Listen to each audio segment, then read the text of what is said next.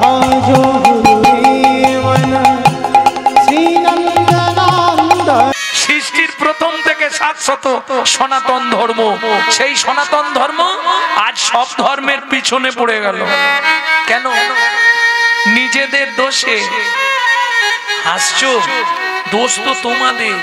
গাছই ভালো নেই আর ফলগুলো ভালো হবে কোথা থেকে? গাছের গোড়ায় পোকা লেগে গেছে। হ্যাঁ, কথাগুলো আমার একটু বাঁকা। কি শেখাচ্ছেন ছেলেদের? সকালে উঠে বলবি গুড মর্নিং।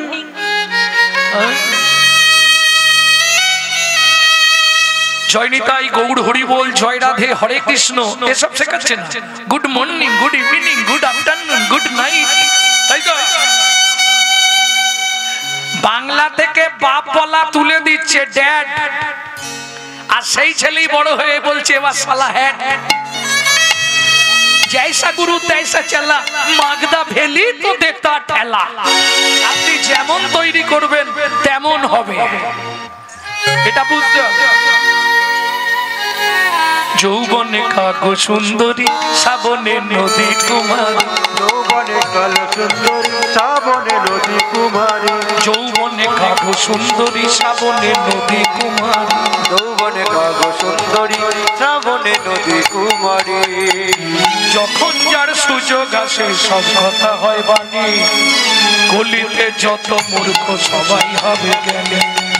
কলিতে যত মূর্খ সবাই হবে জ্ঞানী। লজ্জা উঠবে আকাশেতে, শরম খাবে ধান। জ্ঞানীরা সব চুপসে যাবে, অজ্ঞানীদের মান। লজ্জা উঠবে আকাশেতে, শরম খাবে ধান। জ্ঞানীরা সব চুপসে যাবে, অজ্ঞানীদের মান। লজ্জা উঠবে আকাশেতে, শরম খাবে ধান। জ্ঞানীরা সব চুপসে যাবে, অজ্ঞানীদের মান। লজ্জা উঠবে আকাশেতে, শরম খাবে ধান। জ্ঞানীরা সব চুপসে যাবে, অজ্ঞানীদের মান। সত্য দেখো স্টেশনেতে ভিক্ষা মেঘে খায়। মিথ্যা সারা দেশ বিদেশে দাপিয়ে বেড়ায়। সত্য দেখো স্টেশনেতে ভিক্ষা করে খায়। মিথ্যা দেখো দেশ বিদেশে দাপিয়া বেড়ায়। বিবেক গাড়ি চাপা পড়ে সত্যি মারা গেছে। লজ্জা মনের লজ্জায় গলায় দড়ি দিয়ে। বিবেক মনে লজ্জা মনে লজ্জার গলায় দড়ি দিয়েছে। সুন্দরী শ্রাবণে নদী কুমারী। যৌবনে কাগো সুন্দরী, শ্রাবণে নদী কুমারী। যৌবনে কালো যখন যার সুযোগ আসে সব কথা হয় বাণী। কলিতে যত মূর্খ সবাই হবে জ্ঞানী। কলিতে যত মূর্খ সবাই হবে জ্ঞানী। কথাটা বুঝলেন না? না তাবতে সভ্যতে মূর্খ লম্বসাট পটাম্বিত যাবৎ কিঞ্চিত ন ভাস্যতে। मालूम है क्यों नहीं है? नहीं है। তাবতে সভ্যতে মূর্খ। একজন মূর্খ ব্যক্তিকে দেখলে চিনতে পারবেন না। একবারে কোট টাই, ডান হাতে ঘড়ি, হাতে অ্যাটার্জি, আবার ট্রেনে উঠলে দেখবেন ইংলিশ পেপার কিনেছে কিন্তু শালা ছবি দেখবে। পড়তে তো পারবে না জীবনে, ছবি দেখবার জন্য কিনেছে। ও দেখে বুঝতে পারবেন না। আপনি যখনই পেপারটা চাইবেন, এক্সকিউজ মি, ওটা ধরা পড়ে যাবে তো কথা বলবে। শাস্ত্র বলছে তাবতে সভ্যতে মূর্খ লম্বসাট পটাম্বিত যাবৎ কিঞ্চিত ন ভাস্যতে। ও যতক্ষণ কথা না বলবে আপনি বুঝতে পারবেন না মূর্খ। কথা বললেই কথা বললেই ধরা পড়ে যাবে ও মূর্খ।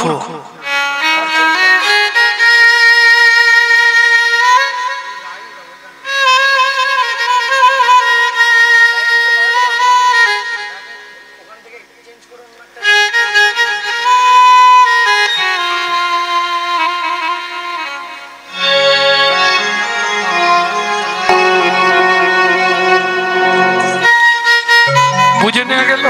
তাবতে সভ্যতে মূর্খ যাবৎ কিঞ্চিত ন ভাস্যতে। কথা বললেই ও যে মূর্খ এটা আপনি বুঝে ফেলবেন। তাহলে বুঝে নেওয়া গেল বিত্বাং কিং কর্তব্য বিমূঢ়। আমার কর্তব্যটা কি হবে? আমি বলছি না তুমি দিনরাত হরিনাম করো, যখনই সময় পাবে। জোরে করলে লাভ বেশি, কিন্তু জোরে করতে পারবেন না। জোরে করলে কি লাভ? অনেক লাভ, কিন্তু করতে পারবেন না। কিরকম একটু বলি। আসার কলু সংসারম সারম হরি পদাম্বুজম। জীবনের লাভ কি? এখন যেমন পাড়ায় পাড়ায় স্কুল হয়ে গেছে, তখন তো তা ছিল না। সবাই বই বগলে নিয়ে মাঠের মাঝখানে গাছের তলায় গুরু মশাইরা পাঠশালা খুলতেন। পাঠশালা বোঝেন তো? পাঠশালা খুলে পড়াতেন। তার জমিদার বাড়ির ছেলে যাচ্ছে পাঠশালায় পড়তে, আর এক দাদু ওই মাটির বারান্দায় ভাগবত পড়ছে। দাদু কি পড়ছো? ভাগবত। কাঁদছো কেন? ঠাকুমার সঙ্গে ঝগড়া হয়েছে? ঝগড়া কিছু হয়নি, তাহলে কাঁদছো কেন দাদু? জানিস খোকা, ভাগবতের এই শ্লোকটা পড়ে কাঁদছি। কেন কাঁদছো? শ্লোকটা কি পড়েছো দাদু? আসার কলু সংসারম সারম হরি পদাম্বুজ, সারম হরি পদাম্বুজ। মানেটা কি? মানেটা বলে দিলে বাড়িতে ঝগড়া বেঁধে যাবে। মানেটা থাক, বলছি না। বলবো? অসার কলু সংসার, কলু কলু। আগেকার দিনে কলুর ঘানি ছিল জানো? বলদ দিয়ে ঘোরাতো, চিপে চিপে তেল বার করতো। এই সংসারটাও তাই, তোমাকে বন বন করে ঘুরিয়ে চিপে চিপে তোমার সব তেল বার করে নিয়ে শেষে তোমাকে চিমড়ের মতো সিঁড়ির তলায় সাইড করে দেবে।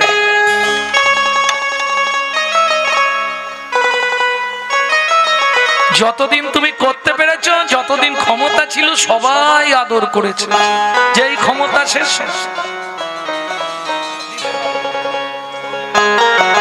ওরে দিতে পারলে সবাই ভালো,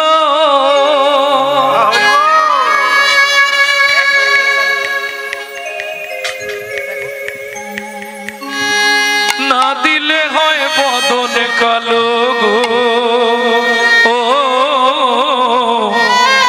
চিরকাঙাল করে দিল, চিরকাঙাল করে দিল সকল হরিয়া।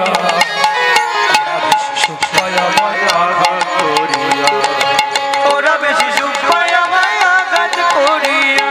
যাদের লাগে খাটলাম এত সারা জীবন ধরিয়া, ওরা বেশি সুখ পায় আমায় আঘাত করিয়া। ওরা বেশি সুখ পায় আমায় আঘাত করিয়া। যতদিন তুমি দিতে পেরেছো সবাই ভালোবেসেছে, না দিতে পারলেই গাছ মুখ বেঁকে যাবে। হ্যাঁ, মাঘ মাসের কঠিন ঠান্ডায় গান করছি আসামে, মাঘ মাসের কঠিন শীতে দরদর করে ঘাম দিচ্ছে। কে দেবে দাম?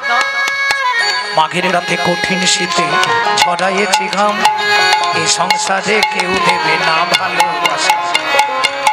মাঘের রাতে কঠিন শীতে ঝরাইয়েছি ঘাম, এই সংসারে কেউ দেবে না সেই খাটুনির দাম। করে বেহিসেবি খাটনি খেটে দিনগুলো মোর গেল কেটে গো। বেহিসেবি খাটনি কেটে দিনগুলো মোর গেল কেটে গো।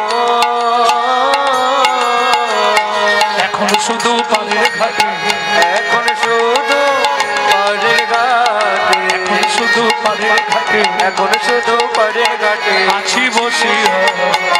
ওরা বেশি সুখ পায় আমায় আঘাত করিয়া, ওরা বেশি সুখ পায় আমায় আঘাত করিয়া। যাদের লাগি করলাম এত সারা জীবন ধরিয়া, ওরা বেশি সুখ পায় আমায় আঘাত করিয়া। ওরা বেশি সুখ পায় আমায় নিতাই গৌরী হরি বল, হরি রাম। সুখ পায় আমায় আঘাত করিয়া। ও মাইরা, ছেলেটা পাঠশালায় গেছে, পড়াশোনা করেছে, ফিরে আসছে, সেই জায়গাটা এসে মনে পড়ে গেল অসার কলু সংসার সার হরি চরণ। ব্যাস, এই আসতে গাছের তলায় জামা জুতো বই ব্যাগ সব রেখে দিয়ে পুকুরের ধারে সোজা হাঁটা দিল। কিসের জন্য? এ জীবনে হরি চরণ সার গো, এ জীবনে করি চরণ সার সার গো। বাবা কষ্ট ভাবে তো বন্ধু, বাবা কষ্ট ভবের বন্ধু, বাবা কষ্ট ভাবে বন্ধু, বাবা কষ্ট ভবের বন্ধু। তুমি আমি কে বাকা, এ জীবনে হরি চরণ সার গো, এ জীবনে করি চরণ সার সার গো। এ জীবনে হরি চরণ ও মাইরা সন্ধ্যা আসে যাচ্ছে, ছেলে স্কুল থেকে বাড়ি ফিরছে না, পাঠশালা থেকে ফিরছে না, চিন্তা হবে না মায়ের? যারা যারা পাড়ার যায় সবার বাড়ি মা ঘুরে ঘুরে জিজ্ঞেস করছে, আরে রথিনের মা রথিন এসছে? এসছে। এই বিনোদের মা বিনোদ ফিরেছে? এসছে। আমার ছেলেটা এখনো ফিরছে না, কি ব্যাপার বলতো? খুঁজে দেখো, ও মা যেতে যেতে দেখে পুকুরের ধারে বট গাছের তলায় জামা জুতো বই ব্যাগ সব রেখে দিয়েছে। তখন কি ভাববে? নিশ্চয়ই জলে পড়েছে। একদম পুকুর তোল পাড় করে খোঁজা হলো। জমিদার বললেন এক কাজ করো, পুকুরের জল সব ছিঁচে দাও। জল ছিঁচে দিল। আরে পাবে কোথায়? এরা খুঁজছে তো পুকুরে, আর সে চলে গেছে একবারে ক্ষীরোদ সাগরে। একটা গাছের তলায় চুপ করে বসেছে, হাফ প্যান্টটা কোমরে আছে, হাতটা এইভাবে যা বসে গেছে, নড়ে উনে চড়ে উনে হরিচরণ সার, হরিচরণ সার, হরিচরণ সার, হরিচরণ সার।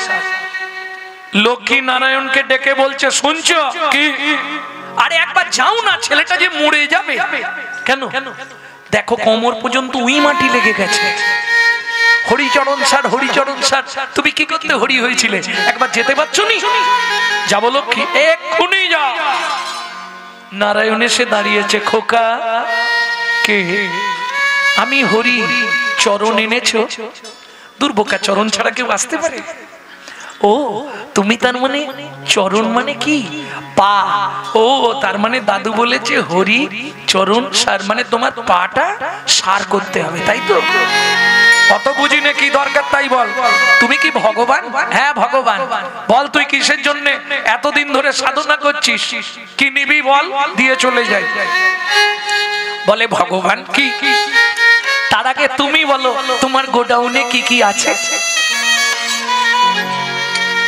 একই ছেলে রে বাবা, জীবনে এরকম ছেলে দেখিনি। আমার গোডাউনে কি আছে তোর জেনে কি হবে? তুই কি নিবি তাই বল। ও ভগবান, আগে বলো না তোমার গোডাউনে কি কি আছে, না হলে কি হবে দেখো। আমি চেয়ে ফেললাম, তুমি দিতে পারলে না, তোমার অপমান হবে না? ভগবান বলে এটাও ঠিক, ছেলেটা ঠিকই বলেছে। আচ্ছা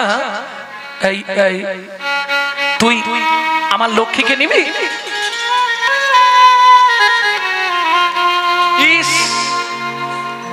মাকে নিয়ে জ্বালায় মরছিলুম বলে মা ছেড়ে পালিয়ে এসছি। খালি ওই মা খালি হাতে ধরে খেতে বসাবে, আর খাওয়া হলে উঠলেই বলবে পড়তে বস। মায়ের দরকার নেই। আচ্ছা তুই সারা পৃথিবীর মালিক হবি? ভগবান তুমি আমার পরিচয় জানো না? আমি মনু বংশের রাজার একটাই ছেলে, আমার নাম চন্দ্রকান্ত মনু। তা কি নিবি তাহলে বল? বলে ভগবান বলতে তো পারবো, কিন্তু তার আগে তুমি মাথা ছুঁয়ে বলো যা চাইবো দিয়ে দেবে। নিশ্চয়ই দেবো, এসেছি যখন তোকে দেবো না? তোকে তো দিতেই এসেছি মনু। এই মনু উঠে আয়। তোকে ডাকছি নাকি? বস। তুই দাঁড়ালেই তো ওদের মুখ আর দেখতে পাবো। মনু উঠে আয়। মনু বলে দেখো ভগবান আমি উঠতে পারবো না, তোমার যদি দেবার ইচ্ছা থাকে তুমি এখানে এসো। বলিস কি রে, আমি তোর কাছে যাব? বলে হ্যাঁ, নালে দিতে হবে না, চলে যাও। কে তোমাকে দিতে বলেছে? ভজন দেখুন কত গাঢ়, অনুরাগ কতখানি ভগবানের প্রতি। তোমার যদি দেবার ইচ্ছা হয় তুমি আমার কাছে আসবে, আমি তোমার কাছে যাব না। অগত্যা ভগবানকে যেতেই হবে। মনু মাথাটা একটু, তোর মাথা ছুঁয়ে বলছি, তুই যা চাইবি তোকে তাই দেব দেব দেব। বলে ভগবান কি এখানেও চালাকি? কি চালাকি করলাম? তুমি মাথায় হাত রাখলে, বললে মনু তুই যা চাইবি তোকে তাই, হাতটা তুলে 3 বার নেড়ে দিয়ে বললে দেব দেব দেব। ভগবান বলে ওরে বাপ, এ কি ছেলে। ঠিক আছে, এইবার যেই ভগবান হাত রেখেছে মনু হাতটা চেপে ধরেছে। বলো মনু তুই যা চাইবি তোকে তাই দেব দেব দেব। বল কি নিবি? ভগবান কি তাড়াতাড়ি করলে বলতে পারবো না। তুমি তো একবার দেবে, তুমি তো কালার দেবে না, দেবে কি দেবে না? তাহলে একটু চিন্তা ভাবনা করে চাই। হ্যাঁ,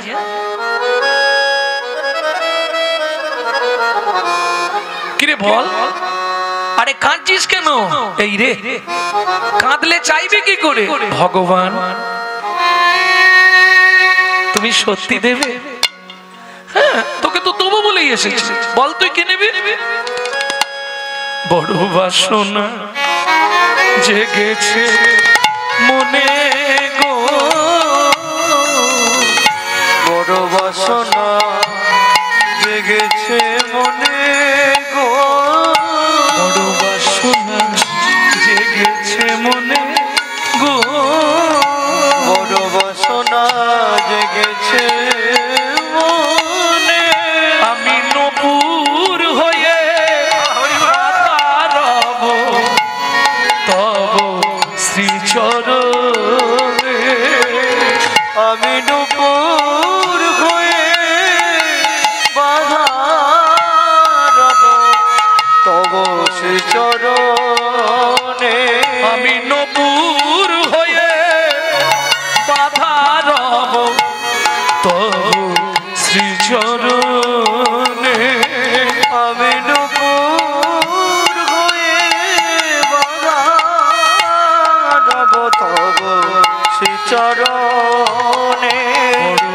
বাসনা জেগেছে মনে গো, বাসনা জেগেছে মনে গো, বড় বাসনা জেগেছে মনে। তোমার ওই চরণে নপুর করো, ওই চরণে নূপুর করো। আমি আর কিছু চাইব না, ওই চরণে নপুর করো।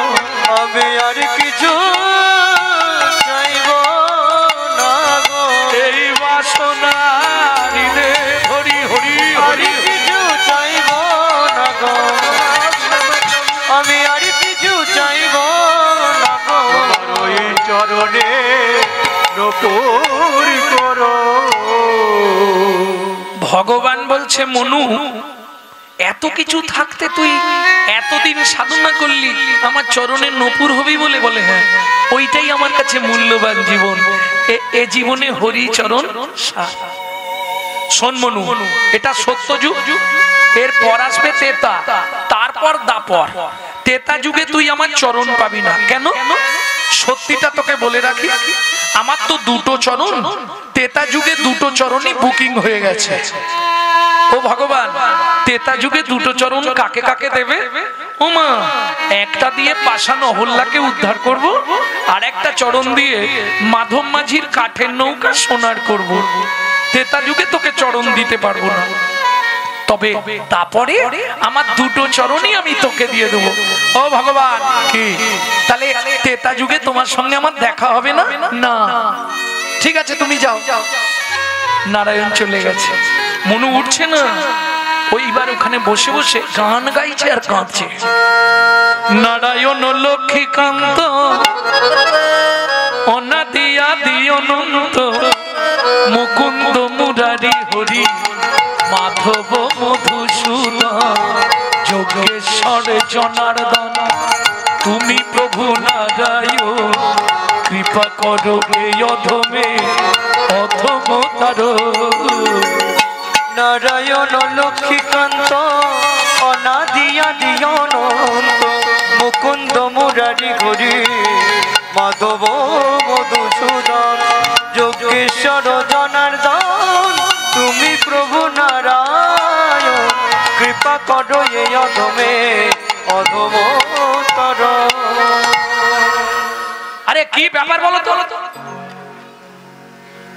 তোমাকে এত করে বললাম, তুমি যেতে পারলে না একবার? আরে গেছিলাম, আপনাকে বলি গেছলাম, বর দিয়েছি, তবুও কান্নাকাটি করছে।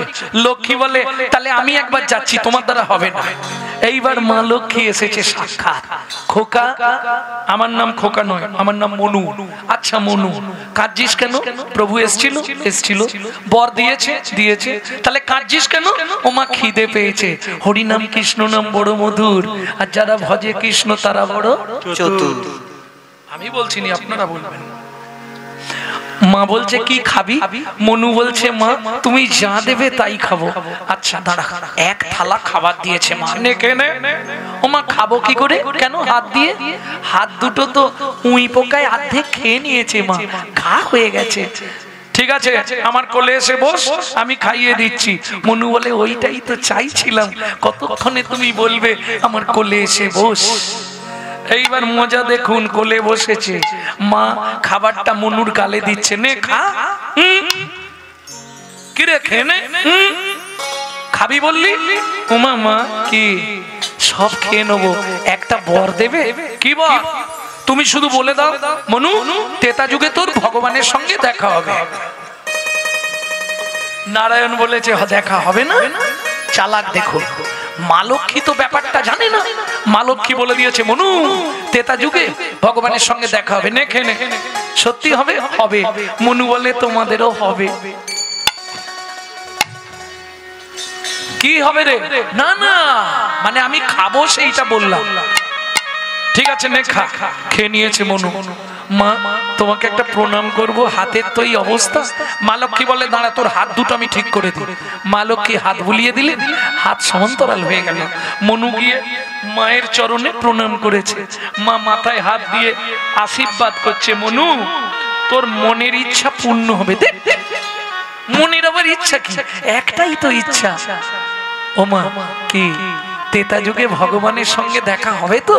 মা বলছে এই মনু, দেখা হবে মানে তেতা যুগে ভগবান তোকে কোলে নেবে। মনু খুব খুশি, জয় মা লক্ষ্মী, জয় মা লক্ষ্মী। মা লক্ষ্মী চলে গেল, মনুও চলে গেল। মনু কোথায় গেল?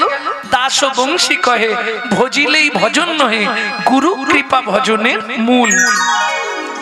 তবে বর্তমান ভালো ভালো ডিটারজেন্ট বেরিয়েছে, কয়লা ডোবালেও নাকি সাদা হয়ে যাচ্ছে। দেখো না টিভিতে অ্যাড দেয় মাঝে মাঝে, একটা কালো কয়লার চাপ ডুবি দিল, সাদা পরিষ্কার হয়ে গেল ডিটারজেন্টের গুণে। হবে না? কি গো, কয়লার কালো রং যাবে না? এক বালতি সার্ফে, আরে এক প্যাকেট সার্ফে এক ডালা কয়লা দেবো, কয়লা সাদা হবে না? জীবনেও হবে না। মহাজন বলছে সেকেন্ডে হয়ে যাবে, সেকেন্ডে। কি করলে জানো? কয়লা হয় ময়লাহীন, একবার আগুন ছুলে তাই, আগুন ছুলে ওরে মনুষ্যের হয় কৃষ্ণ ভক্তি, যদি গুরু কৃপা পায়। গুরু কৃপা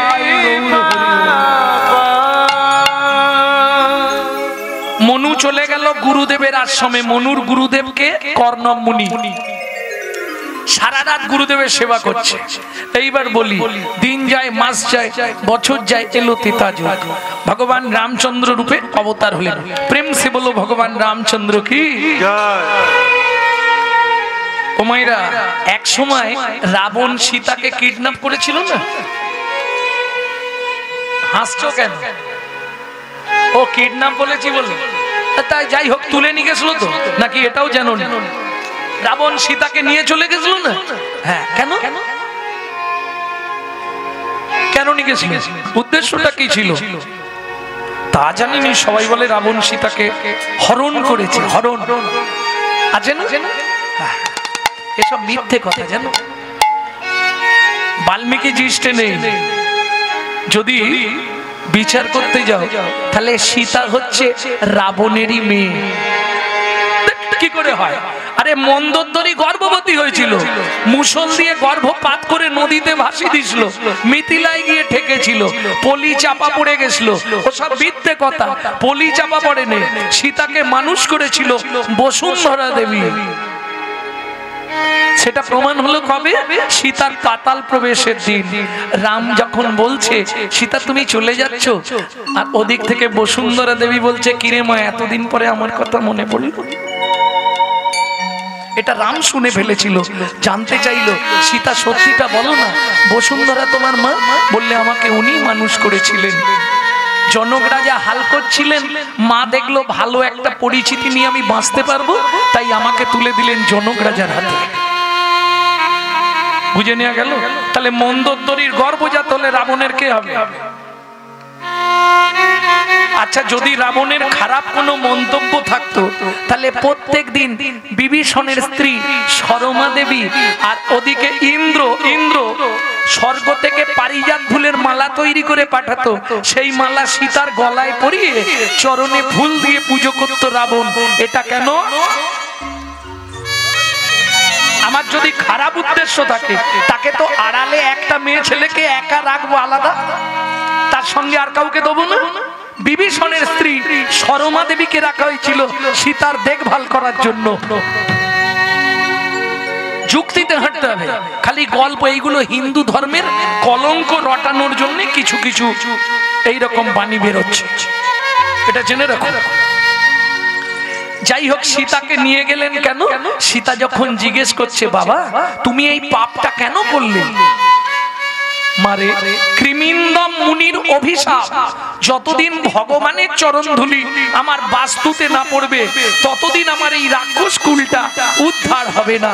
তাই আমি তোকে এনেছি, মানে ভগবান আমার বাস্তুতে পা দেবে, আমার এই রাক্ষস কুলটা উদ্ধার হয়ে যাবে।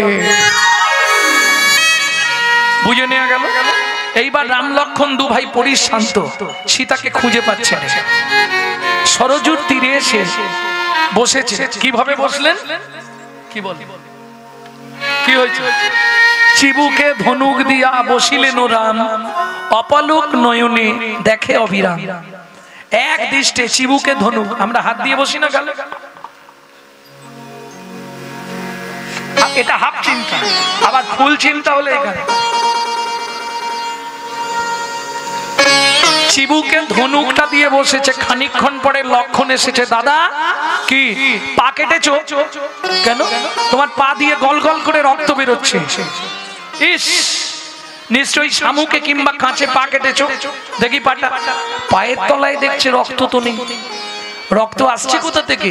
ওমা, রামচন্দ্র যে ধনুকটা রেখেছে, ধনুকের তলায় একটা ব্যাঙ চাপা পড়েছে, সেই ব্যাঙটার নাক দিয়ে মুখ দিয়ে গল গল করে রক্ত বেরোচ্ছে। রামচন্দ্র ধনুকটা ফেলে দিয়ে ব্যাঙটাকে কোলে তুলে নিয়েছে। ভেক, সাপে যখন তোকে ধরে তুই অত কান্না কাঁদিস, আমি ধনুক রাখলাম তুই আওয়াজ করলি না কেন? ভেগ বলে প্রভু গো, ভেগ বলে প্রভু গো, সাপে যখন আমায় ধরে তখন তো আমি তোমাকেই ডাকি, তখন তো আমি তোমাকেই ডাকি। এখন তুমি বলো প্রভু তুমি মারলে আমি তাকে জানাবো, তুমি মারলে তাই গৌর হরি বল তাকে জানাবো। তুমি হলে আমার শ্রী ভগবান, তুমি মারলে আমি তাকে জানাবো। ওগো তুমি হলে আমার শ্রী ভগবান,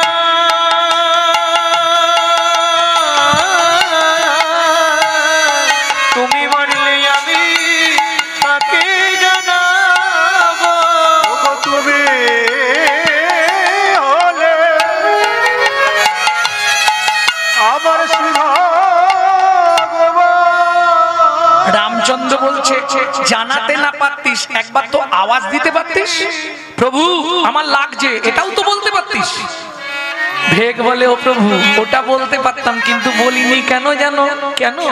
সেদিনের আশা পূরণ হতো না, আমার সেদিনের আশা পূরণ হতো না। এইটুকু দেহ কীট কুলে জন্ম, তোর আবার সেদিনের আশা, ওই দিনের আশা কি?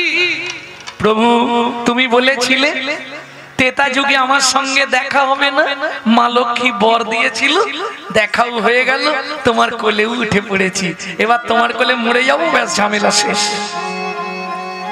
তার মানে তুই মনু বংশের রাজার ছেলে? হ্যাঁ, আমি সেই চন্দ্রকান্ত মনু। ও মনু, তুই ব্যাং হলে কি করে?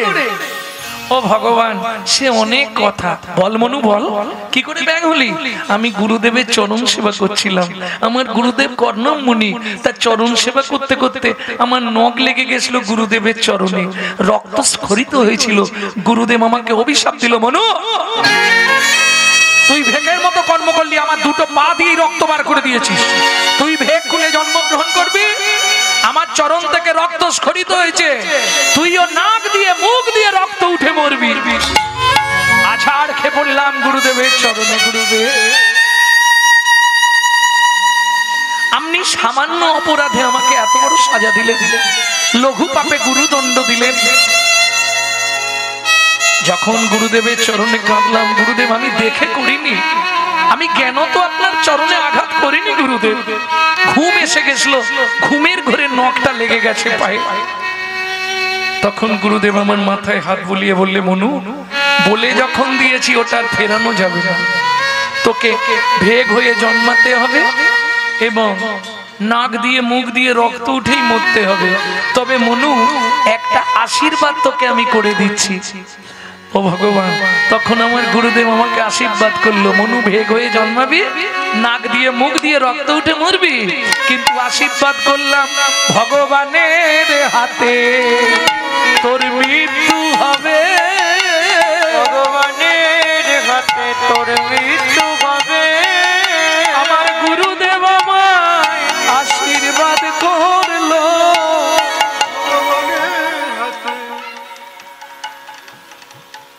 ভগবান কি আমাকে দাপর যুগে তোমার চরণের নপুর করবে তো? নিশ্চয়ই করব, কথা যখন দিয়েছি এদিক ওদিক হবে না। তাহলে ভগবান একটা কাজ করবে, কি তোমার কোন পাটা আগে চলে? কেন ডান পা? কেন রে? ও ভগবান, তুমি তো আমাকে দুটো পাই দেবে বলেছিলে, তাহলে তোমার ডান পায়ে আমার গুরুদেবকে নপুর করবে আর আমাকে তোমার বাঁ পায়ে নপুর করবে। মনু, যে গুরুদেব তোকে অভিশাপ দিল, যে গুরুদেব তোকে ভেগ হয়ে নাক দিয়ে মুখ দিয়ে রক্ত উঠে মরতে বললো, সেই গুরুদেবকে তুই আমার চরণটা ছেড়ে দিবি? মনু বলে, ভগবান তোমার বুদ্ধি নাই। বলিস কি রে, আমার বুদ্ধি নাই? না। কেন? ও ভগবান, যদি গুরুদেব অভিশাপ না দিত তাহলে তো আমি ব্যাং হতাম না, যদি ব্যাং না হতাম সরজুর ধারে আসতাম না, আর সরজুর ধারে যদি না আসতাম তোমার চরণ পাওয়া হতো না, তোমার চরণ পাওয়া হতো না। আমার গুরুদেব আমায় কৃপা করলো। আচ্ছা, সেটা না হয় বুঝলাম, ওটাও বুঝলাম, কিন্তু তুই গুরুদেবকে ডান পাটা দিতে বললি কেন? ভগবান, তোমার এটাও বুদ্ধি হচ্ছে না? ও ভগবান, গুরুদেবকে ডান পায়ে নপুর করলে কি হবে? ডান পা আগে চলে, এটাও তুমি জানো না ভগবান?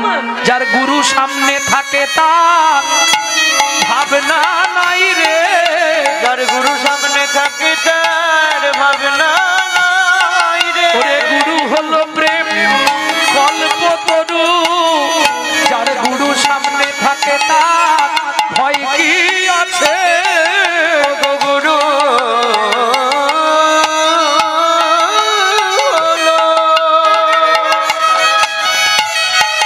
প্রেম কল্পতরু, যার গুরু সামনে থাকে তার ভয় কি তাকে? আস্তে আস্তে আস্তে। গুরুদেব হলেন প্রেম কল্পতরু, যার গুরু কৃপা হয়ে গেছে, গুরুদেব আগে থাকলে শিষ্যের চিন্তা থাকবে না। ভক্তমণ্ডলী, ভক্তিমতী মায়েরা, ভগবান বলছে মনু, মনু বলছে আমাকে এবার মরতে দাও। ভগবান বললে হবে না। কেন হবে না?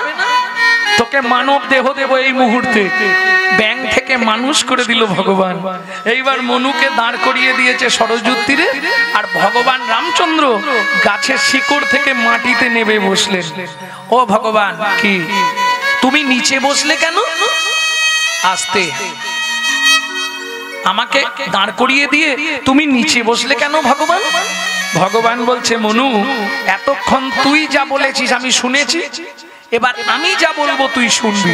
আচ্ছা বলো। চুপ করে দাঁড়া, বলো চুপ করে দাঁড়া। কেন? তুমি নিচে বসছো, আমি দাঁড়িয়ে আছি, লোকে খারাপ বলবে না? ভগবান বলছে দাঁড়া মনু, তোকে একটা প্রণাম করি। দাঁড়া মনু, তোকে একটা প্রণাম করি। তুই আমার জ্ঞানে আঁখি খুলে দিলি। দাঁড়া মনু, তোকে একটা প্রণাম করি। তুই আমার জ্ঞানে